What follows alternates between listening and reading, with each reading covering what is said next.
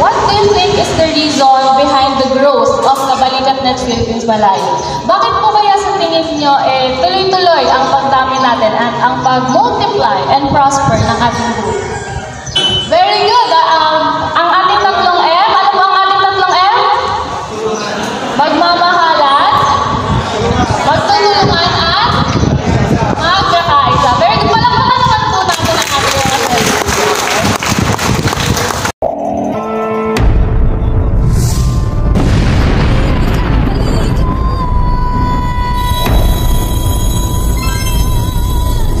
Ang bulaklak ng ating samahan. Alright? Alam niyo na ba kung sino? Alam niyo na. Alam na this.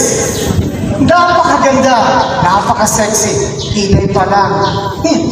Talbog na kayong lahat. Kung makikita niyo sa TikTok, talaga, walang iba ang nag-iisang kagandahan at all-in-one. Nag-iisang Ma'am Aliyah.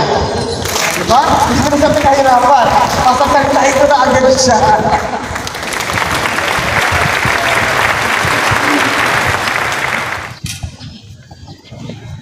Hello po, good morning po. Okay po po ba ang lahat? Yes. Matutulungan na naman. Okay po po ba ang lahat? Okay! Before I start po, tell me, what is the theme of our assembly for today? Ano po yung theme? Sino nakakalam ng ating tema? Can you please raise your hand? Wow, parang sa classroom. Saruro! Yes. Ang ating tema po, ma'am, ay multiply and prosper, growing together. Tama po, ma'am? Yes. Yes. Palakpakan niyo naman ako.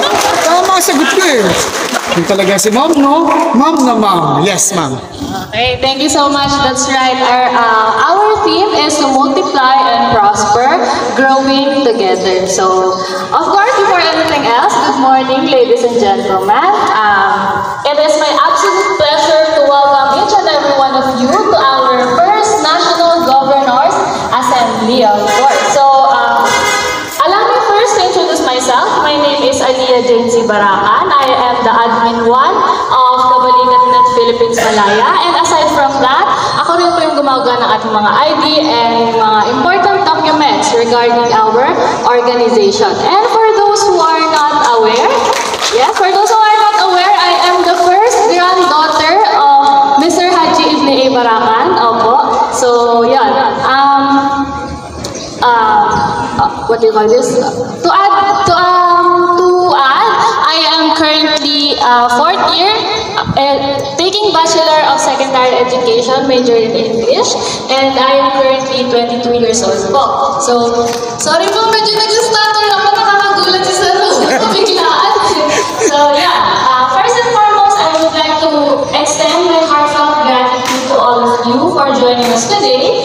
Your presence adds a special warmth to our gathering and makes this event more memorable. So, a special welcome goes out to our distinguished guests, of course, whose support and dedication to our nandito na mga gapo. Good morning. I would also like to acknowledge the effort of our organizers and officers. Without your tireless work and generous contributions, today's celebration would not have been possible. So, thank you po. Of our barangay captain, Ma'am Josefina Bumanlag. Good morning po.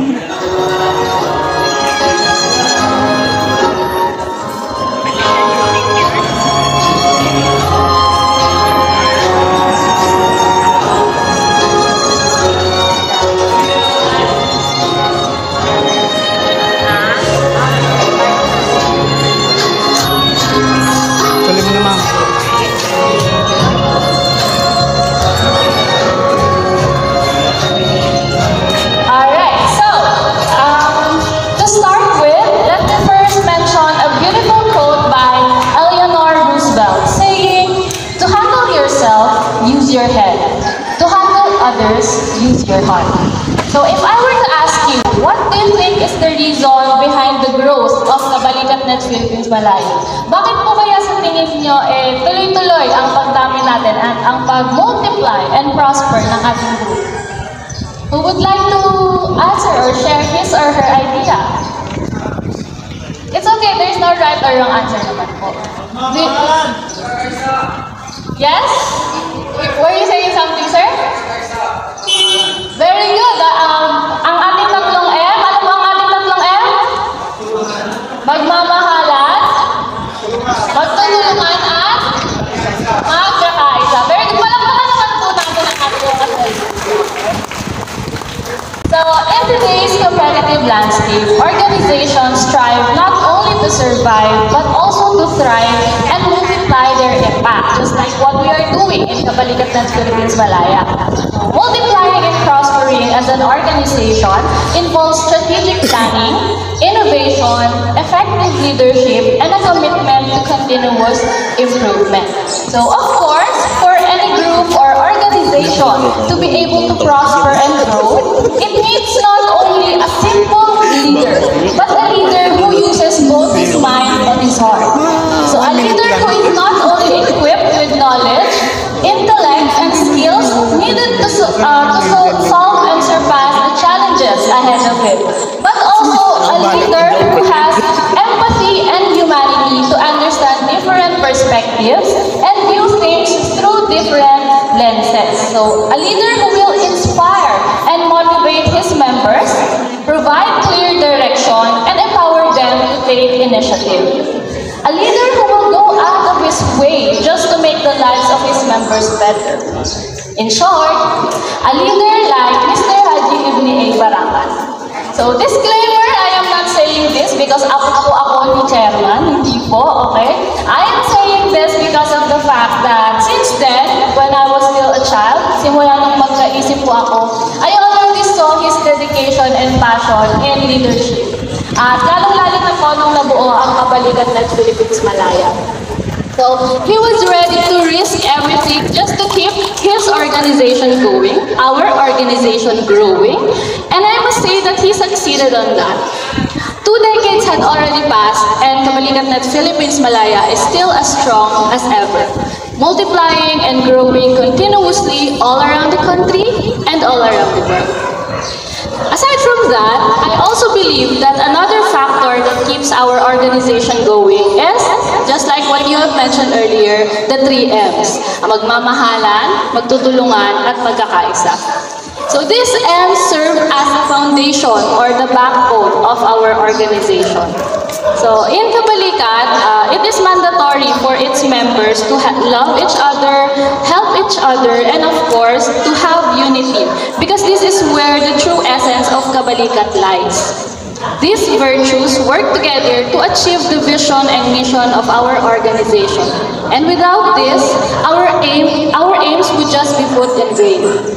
Without this, we would never be able to multiply and prosper, just like our theme. So indeed, building and keeping an organization strong is not easy, let alone make it prosper and grow. It requires deep dedication and perseverance to do so, to handle every attitude of every member, to overcome the hardships and challenges along the way, and most importantly, to love every people inside and outside the organization without asking for anything in return. As Kabalikat, let us continue loving, helping, and uniting with each other, not just to multiply and prosper, but also to grow as individuals.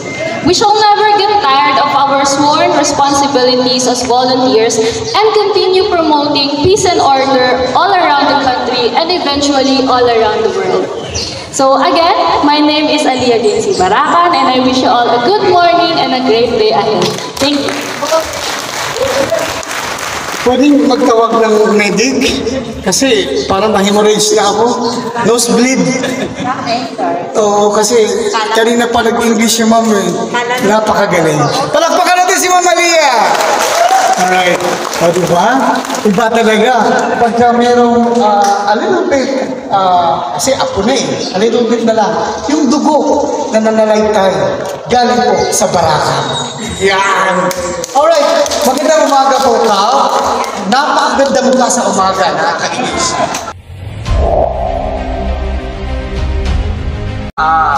Yan hindi pa nakakilala. Lahat po yung ID nyo, Region 1 to Region 13. Yun, Josefina P. Pumanlak, siya po yun.